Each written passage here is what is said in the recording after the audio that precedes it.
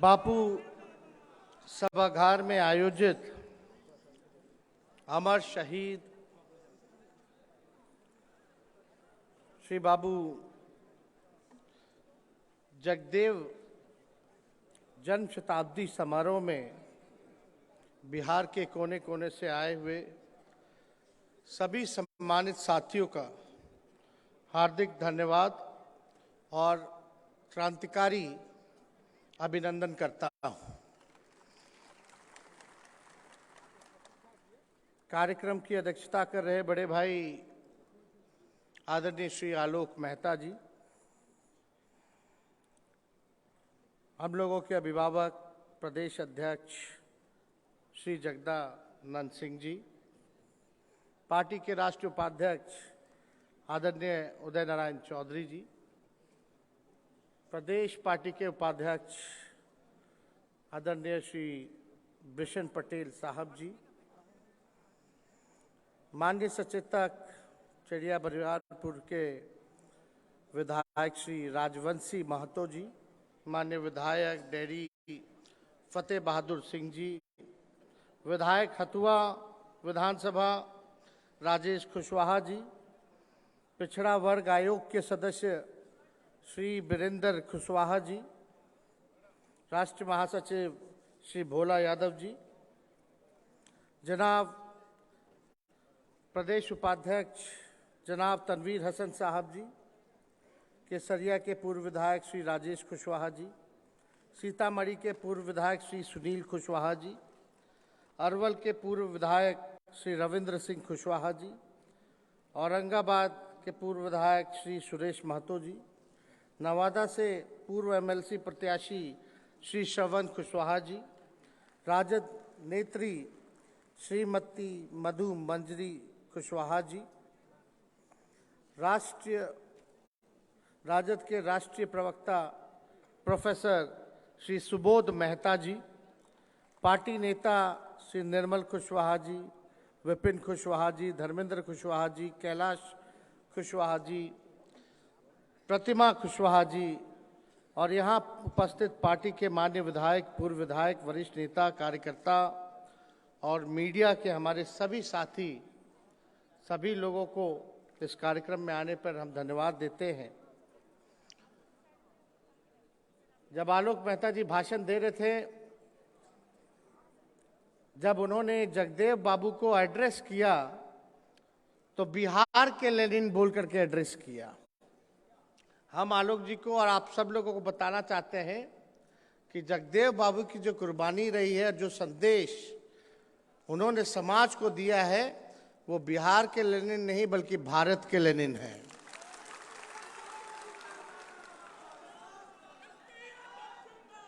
उनकी शहादत को, उनके कुर्बानी को आज हम सब लोग याद करते हैं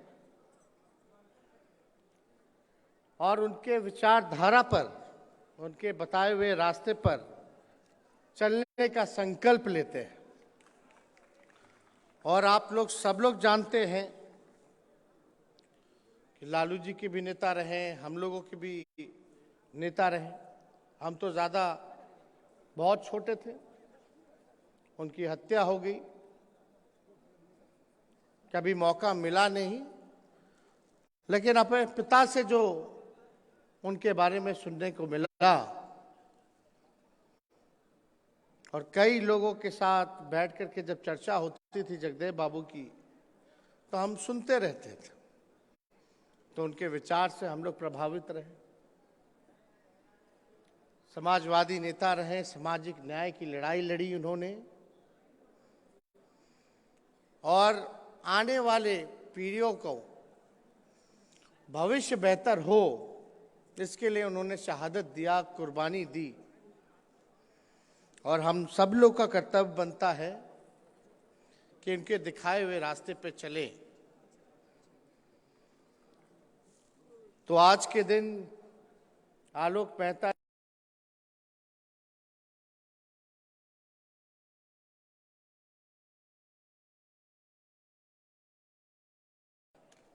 अलग अलग संगठन से जुड़े हुए लोग, जगदेव बाबू के जितने अनुयायी हैं, आज का कार्यक्रम आप लोगों ने किया, इसके लिए हम तहे दिल से धन्यवाद देते हैं आयोजकों को।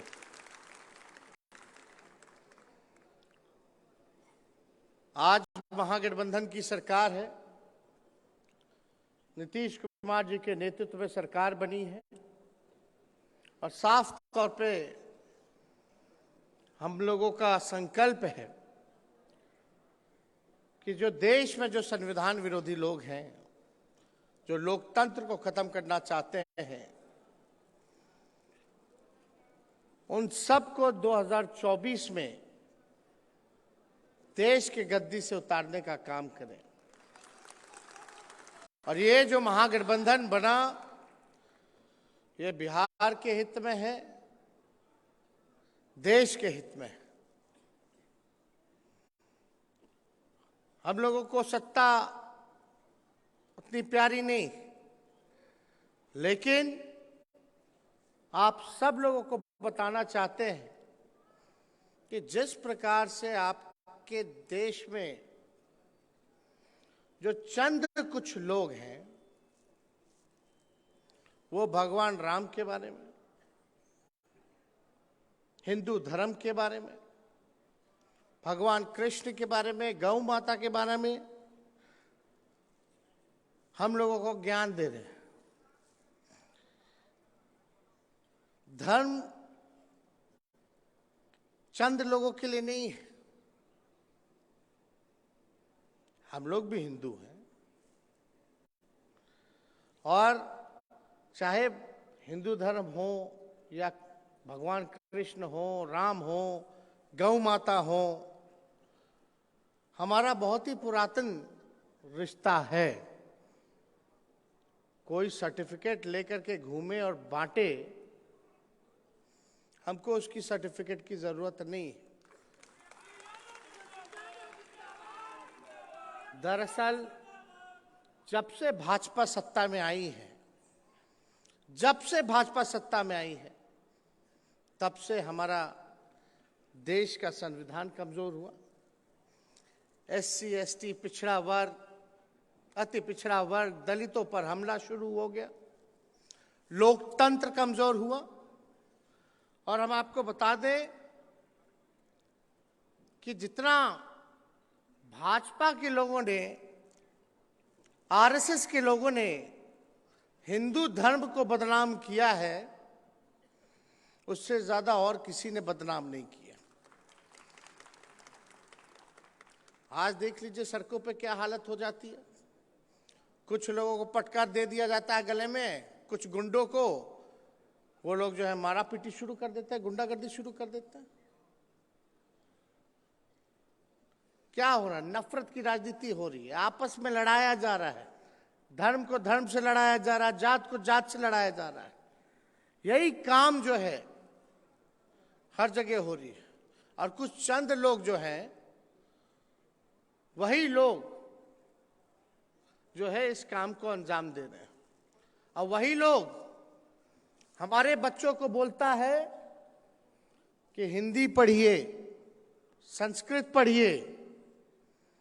कोई बुराई नहीं है, हिंदी हो या संस्कृत हो, लेकिन जो लोग हम लोगों के बच्चों को बोलते हैं हिंदी पढ़िए, संस्कृत पढ़िए, उनके बच्चे इंग्लिश मीडियम में पढ़ते हैं, कॉन्वेंट स्कूल में पढ़ते हैं, विदेश भेजा जाता है। ये बात जो है हम लोगों को समझने की जरूरत है।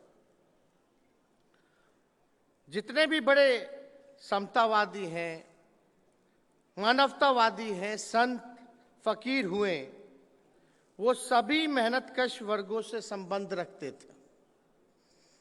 और हम सब लोगों को एक एक चीज, इनके मॉडल को, इनके डिजाइन को RSS क्या एजेंडा लागू कर रही है, इसको हम लोगों को जानने की जरूरत है। और आप सब लोग देखते होंगे कि अभी क्या क्या डिस्कशन चला, एजेंडा चला। अब हम पूछना चाहते हैं, ये वर्ण व्यवस्था जो है किसने बनाई है? ये वर्ण व्यवस्था किसने बनाई? कुछ लोग जो चंद लोग हैं अपने वर्ण को श्रेष्ठ बोलते हैं और जिसकी सबसे ज्यादा संख्या भारी है उनको ये लोग निम्न वर्ग बोलता है। यही है ना? तो ये बनाने वाले कौन है? और आप समझिए कि हम लोग संविधान से चलते हैं। देश का अगर सबसे कोई पवित्र किताब है तो वो देश का संविधान है। और संविधान हर एक व्यक्ति को, सबको बराबर के नजरिए से देखता है। सब लोग जो है बराबर है। तो अगर ये वर्ण व्यवस्था की बात होती है तो ये तो संविधान का विरोधी वाली बात है। संविधान का विरोध मतलब देश का विरोध। तो ऐसी बातें पर जो है भाजपा जो है चर्चा कराती है, एजेंडा जो है इस पे जो है चलाने का काम करती है। पूरी तरीके से ये मानवता विरोधी है, इंसानियत विरोधी है। और कुछ लोग जो कथाकथित ये हम लोगों को जो निम्न वर्ग कहते हैं, अगर कोई निम्न वर्ग में से, कथाकथित निम्न वर्ग में से पढ़ लिख करके इनसे सवाल पूछे वर्ण की व्यवस्था के बारे में, तो इन लोग जो है अपने हिसाब से काम करता है। किस हिसाब से आप लोग सब लोग देखे होंगे, जो लोग सवाल करता है इन लोगों से। तो हम तो ये कहना चाहते हैं कि हिंदू हैं तो बड़ा छोटा क्यों है भाई? अगर हम सब हिंदू हैं तो बड़ा छोटा कैसे है? तो छोटा बोलता है, कोई निम्न बोलता है, ये तो व्यवस्था नहीं होनी चाहिए। सब लोगों को बराबर के नजरिए से देखना चाहिए। यही तो जगदेव बाबू की लड़ाई थी, यही तो सामाजिक न्याय है कि आपको शिक्षा का भी वही अधिकार है जो उनको है, आपको चिकित्सा का भी वही अधिकार है जो उनको है। हर एक चीज का अधिकार जो है उस सम्मान सबके बराबर है, किसी के लिए जो है अलग नहीं है। इसी बात की जो है लड़ाई है। और आप देखिएगा कि सभी वर्ण के लोगों को सभी जगह समानुपातिक हिस्सेदारी मिलेगी, तभी हिंदू धर्म आगे बढ़ेगा। अन्यथा यहाँ सामाजिक आर्थिक विषमता व्याप्त रहेगी। इसलिए हम सब लोग सामाजिक न्याय को मानने वाले हैं। हम समतावादी हैं, मानवतावादी हैं और समाजवादी लोग हैं। सभी को एक समान समरूपता से देखते हैं, तभी हम कहते हैं कि हमारी पार्टी जो है A to Z की पार्टी है। सबको साथ लेकर के चलना चाहते हैं, कोई हमारा भाई जो है पीछे ना छूटे, सबको उसका रहे। और आप बताइए, कुछ लोग अगर नारा लगाते हैं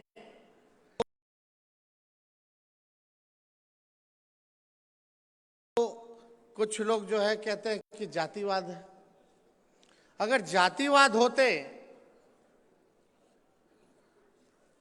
तो हम जगदेव बाबू को क्यों अपना नेता मानते?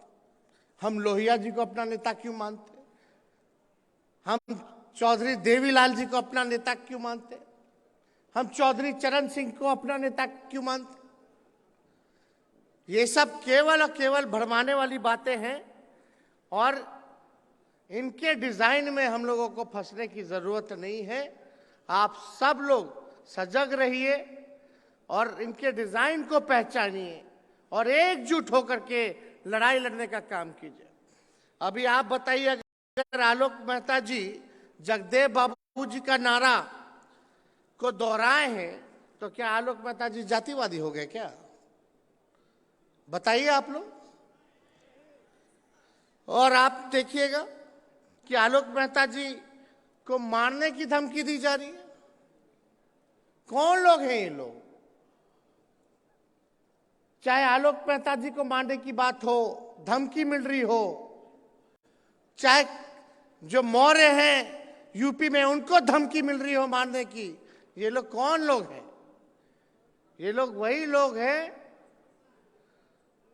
जो देश में धर्म के नाम पर चर्चा करा करके देश को जो है लूटने का काम कर रहे हैं। आज बताइए, आज बजट था कि नहीं था? आज देश का बजट सामने आया। बताइए बिहार को क्या मिला बजट में? बिहार को क्या मिला बजट में? कुछ भी नहीं मिला। ठेंगा दिखा दिया। सबसे ज्यादा भाजपा को जो है यहां से सांसद चुनाव जीत करके भेजने का काम किया बिहार। उन सांसदों को, उन मंत्रियों को जो केंद्र में मंत्री हैं बिहार के, उनको शर्म नहीं आता है। क्या लेके आए बिहार के लिए? ना बिहार को विशेष राज्य का दर्जा, ना बिहार को विशेष पैकेज। एक काम जो है उन लोगों ने नहीं किया। पहले रेलवे बजट आता था, पता चलता था कितना ट्रेन मिल रहा है, कहां से कहां खुल रहा है, किराया कम हो रहा है कि नहीं हो रहा। अब तो रेलवे बजट को गायब कर दिया ये लोग। और आप देखिएगा देश कहां जा रहा है, आर्थिक स्थिति क्या है देश की? कहीं कुछ नहीं। यही भाजपा के लोग कहते थे कि 2022 में हर घर को जो है पक्का कराने का काम करेंगे, जिसको घर नहीं उसको पक्का घर देने का काम करेंगे। आज 22 हो गया, कहां है? यही लोग बोलते थे हर किसानों का दुगुना आय जो है दुगुना करेंगे। 22 हो गया, इस पे आज कुछ नहीं चर्चा। ना पक्के मकान की चर्चा। ये बोलते थे कि हर साल 2 करोड़ लोगों को रोजगार देंगे, नौकरी देंगे। कहां है? ना नौकरी पे चर्चा, ना महंगाई पे चर्चा। पूरी तरीके से जो है हिंदू मुसलमान धर्म, इसके नाम पर केवल अंदर ही अंदर देश की संपत्ति को बेचा गया। एयर इंडिया बिक गया, रेलवे बिक गया, एसबीआई बिक गया, क्या क्या नहीं बिका। सारे देश की संपत्ति को बेचा जा रहा है। खरीदने वाले भी चंद लोग हैं। वही चंद लोग जो है देश को चलाने का काम कर रहे हैं। दूसरे राज्य में इनकी सरकार नहीं होती है तो वहां जो है अपने कुछ जांच एजेंसियों को भेज करके जो है तबाह करती है, तंग करती है, खरीद फरोख्त करके विधायकों का सरकार गिराने का काम करती है।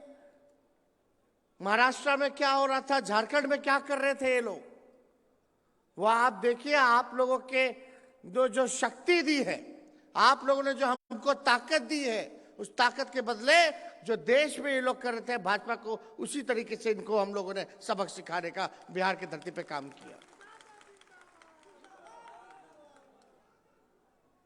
समाजवादी पार्टियों को खत्म करना चाहते थे ये लोग, क्षेत्रीय दलों को खत्म करना चाहते थे ये लोग। आप देख लीजिए।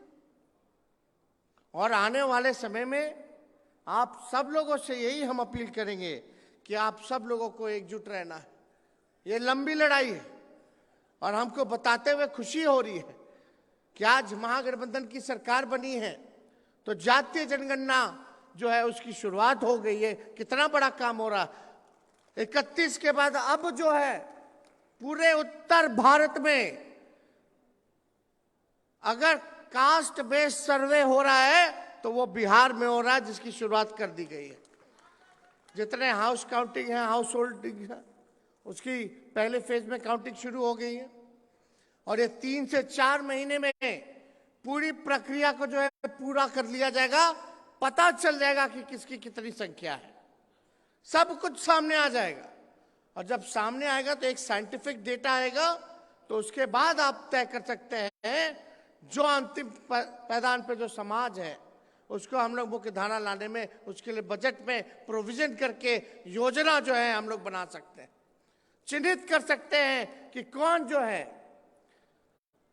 मजदूरी करता है, दिहाड़ी मजदूरी करता है, कौन रिक्शा चलाता है, कौन जो है भूमिहीन है, कौन जो है कचरा साफ करता है, नाला साफ करता है, कौन लोग हैं ये लोग।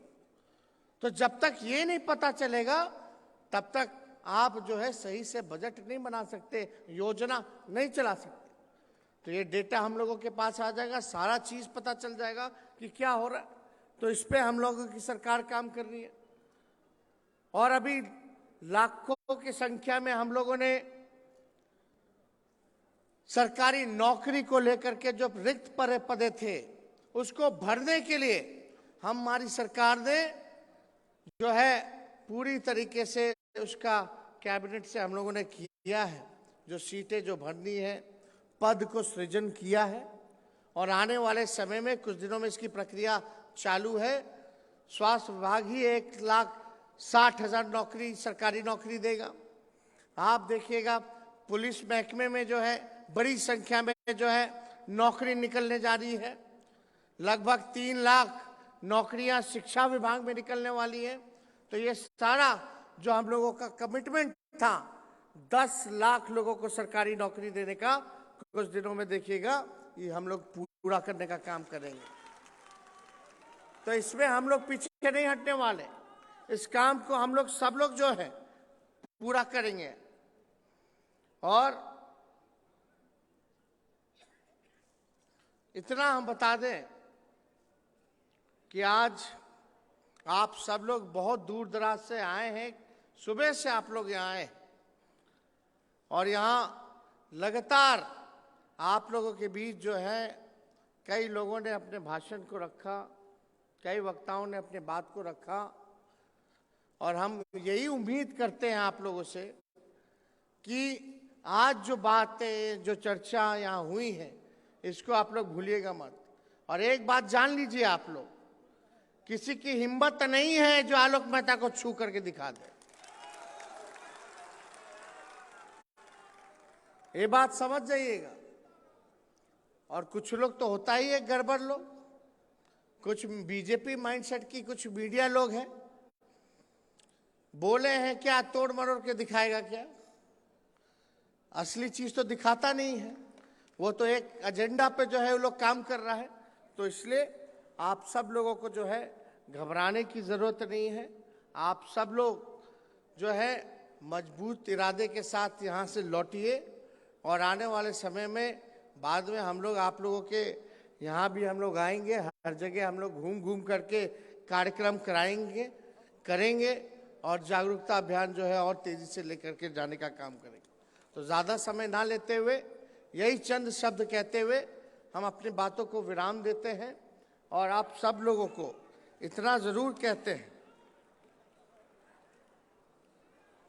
आप लोगों से हम बस इतना और कहेंगे कि आप लोग जो है 4 कदम आगे बढ़ाइए और हम 16 कदम आगे बढ़ाने का काम करेंगे इन्हीं चंद शब्दों के साथ। और टिकट विकेट की बात है तो उसमें आप लोग चिंता मत कीजिए। जिस हिसाब की हिस्सेदारी है उस हिसाब से आप लोगों को मान सम्मान मिलेगा, उसमें कोई कमी नहीं होगी। बहुत बहुत धन्यवाद। जय हिंद, जय बिहार।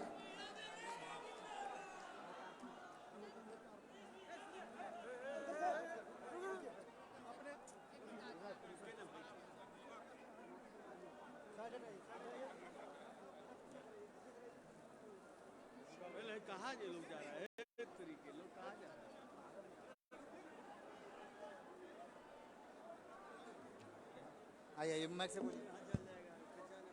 शांति बनाए रखें। मैं सरवन कुशवाहा प्रत्याशी एमएलसी को बुलाना चाहता हूं धन्यवाद प्रस्ताव के लिए। सरवन जी आप आएं और धन्यवाद प्रस्ताव दें। नवादा से एमएलसी प्रत्याशी सरवन कुशवाहा जी। आज शहीद शताब्दी समारोह में उपस्थित बिहार के भविष्य मान्यवर तेज